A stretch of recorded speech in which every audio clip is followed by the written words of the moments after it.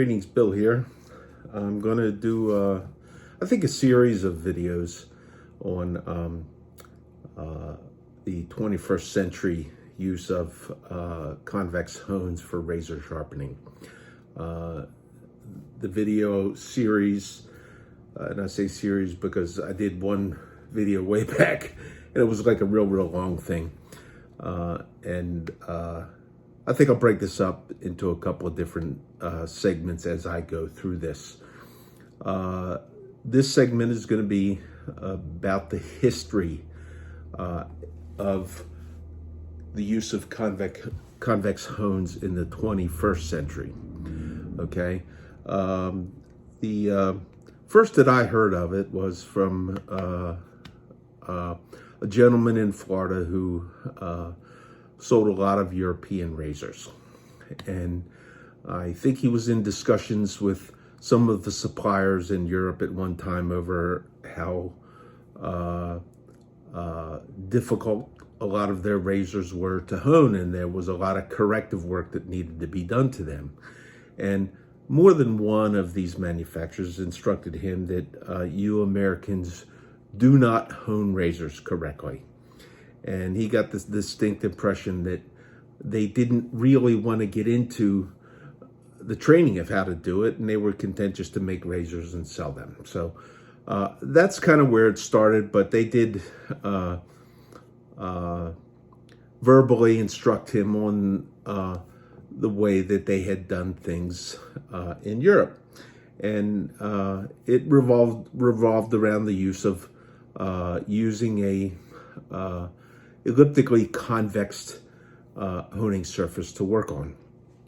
And he started pursuing that with a lot of different handmade fashions, which was really probably how a razor maker, a skilled hand that would do that, where they would take a surface and they would somehow or another abrade it by hand manually to get this convex surface. And he started pursuing an easier way to do that, and I had followed him pretty much from the very beginning on that and taken a keen interest in it, because it seemed to me to make sense that if you had a razor that was not perfectly flat, why would you go grab a flat tool to work on it? And I've always kind of been of the opinion that you find the tools to do the job that you need them to do, and not create the tools first and then fit everything into that particular tool. And it seemed to make sense to me. And I had been one of the earlier adopters of it, and I, bought some stones that were laboriously convexed. Okay, and as things went along, this gentleman, and his name is Jared Connerty, of the Superior Shave in Florida, Jacksonville, Florida, and he was in pursuit of this and trying to find a way that he could share this with other people, because he believed it to be the best way of doing things. And I seemed to agree with him that it seemed to make sense to me. And I made a video a long time ago, got me in hot water with a lot of people who didn't like me doing this. And in that video, it's still up on my YouTube, and you can find that. One of the key advantages that I saw in that was the ability of dealing with a razor that was not quite straight this way, okay? And because a lot of my razors were not quite straight that way. But there was one thing that came about more recently, and I understand quite almost accidentally. Jared had a German-speaking and I'm assuming he was originally from Germany, a neighbor, a business, something to do with landlord or something like that. And this person would travel back to visit relatives and stuff in Germany. And there apparently are some old libraries there where there's some information stored away from way back. Some of, I guess a lot of it's been digitized. As I understood, some of these things were libraries where you could pull a book and they bring it out and they put it on a table for you and let you put on white gloves and actually read through this stuff. But this person found this information from an old German grinder's handbook and was specifically talking about razors. And the date on that was like, 1850 or something like that. Okay. And some of that information came out after I made my first video with this. And I have since learned that the best benefit comes from that ancient written grinder's handbook about the use of creating a hollow bevel. Now, the reason I didn't really think too much of that in the beginning is because I was honing on this, which has a radius in this direction of about 12 feet, and I could not see how that measurement could really make a whole lot of difference for me in the shave, but certainly in having a convex surface to hone upon where I could isolate where I was working enabled me to better sharpen my razors. Now, this recent thing, there's another gent that I have been periodically in communication with. I believe he's Norwegian. His name is John. I think he follows me on YouTube, and I'm making this video for putting up at the Shaving Cadre, which is really, as far as I'm concerned, the greatest shaving forum that there is. And I believe he is also there. I don't believe he has posted the information there. His screen name is JPO, and he uses that screen name elsewhere. But I did read where he had that translated, and he is also somebody who saw that and adopted that. Now, he's working a little bit differently, where he is hand shaping his stones from a plate that is used to sharpen ice skates. And he's working, as I understood when I communicated with him, he's working on a singular dimension where he's getting just one curvature rather than a compound curvature. And very smart fella. Some of his writings have math that goes a bit above my head and my education level. But he has a grasp of it, and he has a passion for following through with what was written in the olden days. Okay, so kudos to him, and the compound of information that comes from these two sources is what led me to where I was recently, and that was where I took this stone, and I wanted to do the compound hollow bevel. Okay, and give a little illustrative bevels. Okay, let's say this is your standard bevel. Let's say this is a straight line on a flat stone, and you get a little bit larger of an angle if you put a piece of tape on there. And I've read where a couple of guys, because what I talk about sometimes with what I do, or sometimes it's discussed and it's talked about, let's talk about thinning the bevel itself out a little bit. And I did read where one guy said, no, if you thin the bevel, it gets too brittle. But what he is completely failing to understand is that you're working off of a curve, and when he thins the bevel, okay, he grinds off some of this, so you get something like this, which in a triangular fashion, that can become a little bit more brittle. And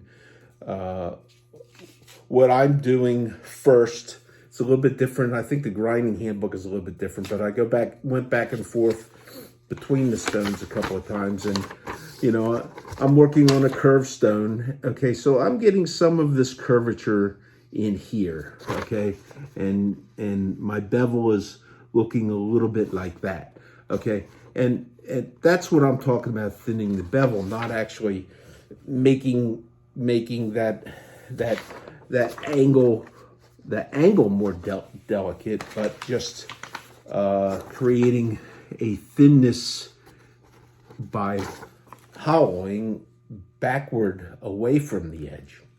And what I have done, where I used this particular stone, was after I made the original bevel, which had some hollow in it, and this is exaggerated, this is a handwritten thing or whatever, okay, I used this stone, which has a smaller radius, okay, to actually, where I actually cut away some of this, and I'm leaving what support I have here, and then the final sharpening is done out on the edge here. And the idea, as I've understood it, is that you're wanting this to be able to flex a little bit around that hone, and that is enabling you to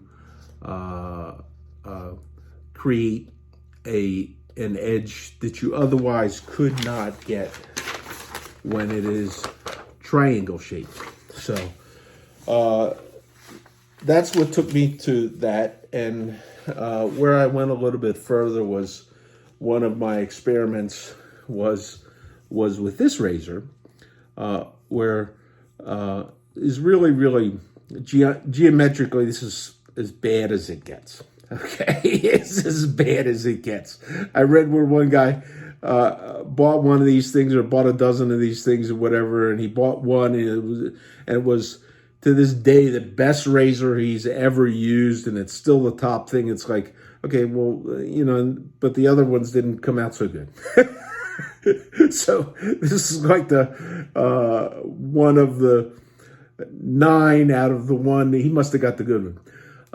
But what was interesting for me was that, and I don't know if you can be able to pick that up in there, but on that bevel, you can actually see, on the bevel, you can actually see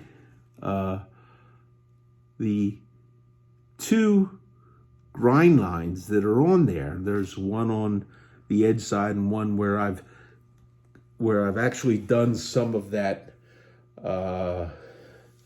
back beveling, and I found, although that piece is where I've done this kind of thing, done some of this, okay, that does not shave as good as some of my really nice European razors, okay, but this shaves better than it ever did. And after I got this to a point where I was able to hone that with using the advantages of the convex stone and the curvature this way, and being able to compensate for the inconsistencies in the build of this razor with a curved surface, it shaved, but it didn't shave as good as it does now, and that's why I took this to another level.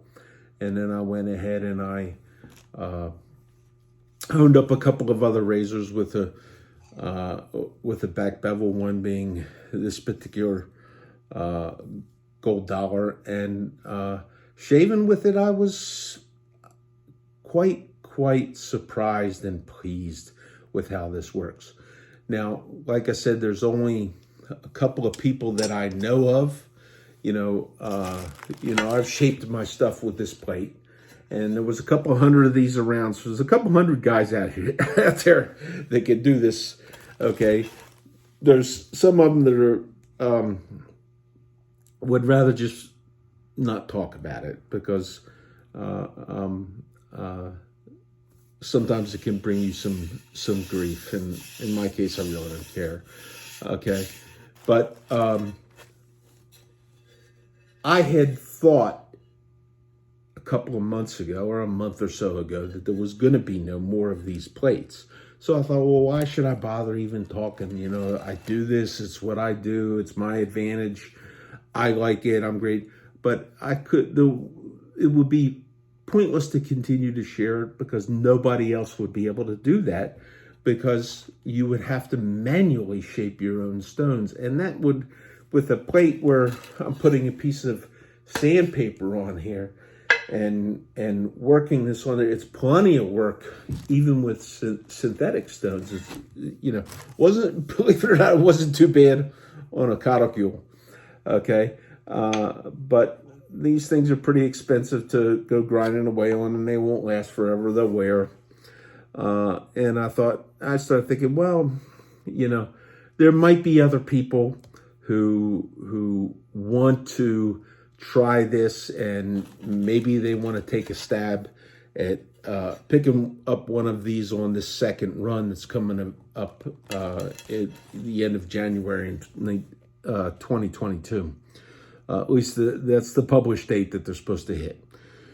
So what I decided I also wanted to do after experimenting with that was, I've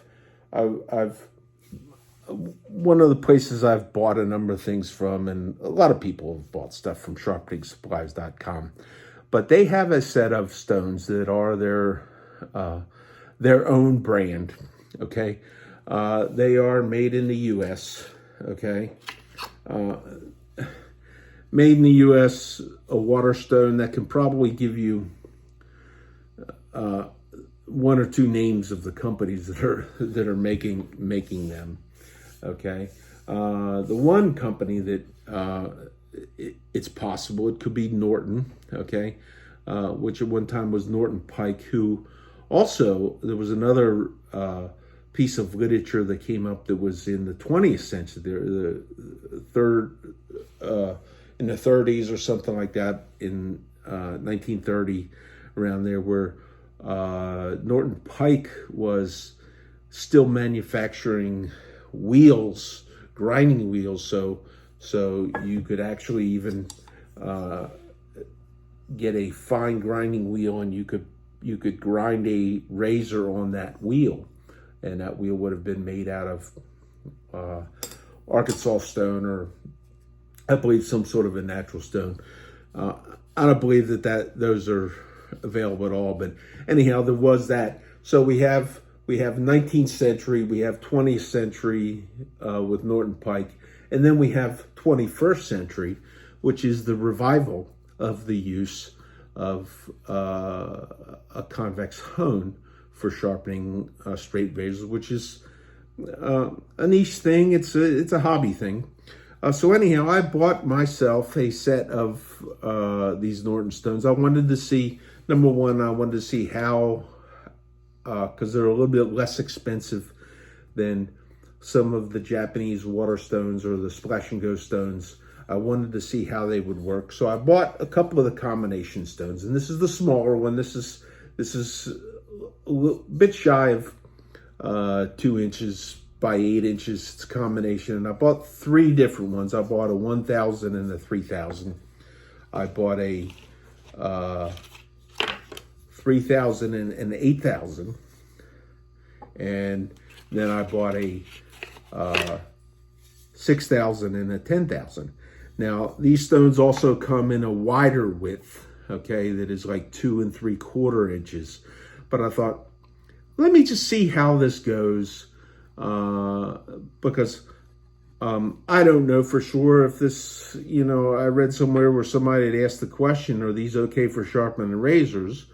And razor sharpening specialist came on, and how do I know he's a razor sharpening specialist? Well, he says he is. And he says, sharpening supplies doesn't recommend it for razors. Well, I don't know that. I mean, I read in there somewhere what I thought they said it could be used on. So what I want to do is I want to shape these, okay, so that while my normal stuff that I got results that I really like was convex soft arc and then I would use this to get a bevel to where I was pretty pleased with it. Then I would cut it a back bevel with the shorter radius, and then I would come back to this and a Nano 12K, and then I would go to some pasted convex strops I have. Okay, and it's given me a good result. But I want to see if using this plate and shaping these stones can work as good as that.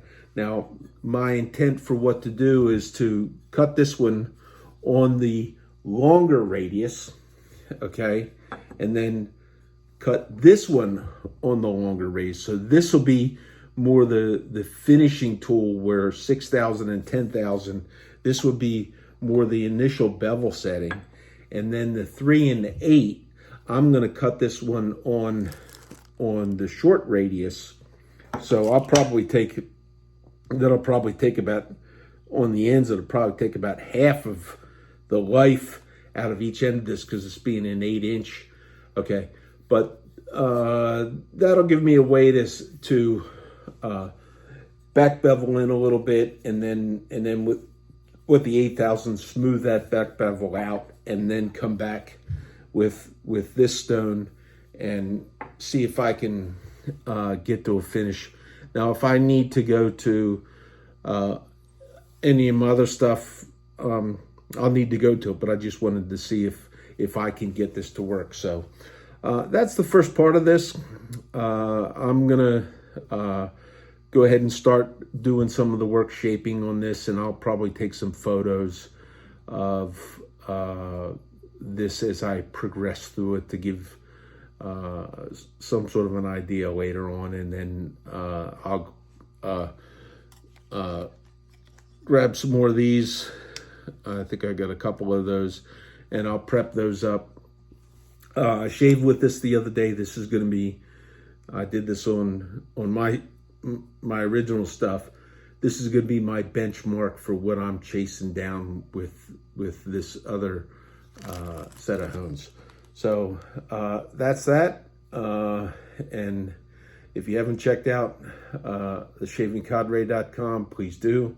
My screen name there is the same as it is on YouTube, Bill M. So it is shortly after Christmas and in 2021, and I hope everybody had a very Merry Christmas. If I don't get back in with this all completed before the New Year's, I wish everybody a very happy New Year. So take care.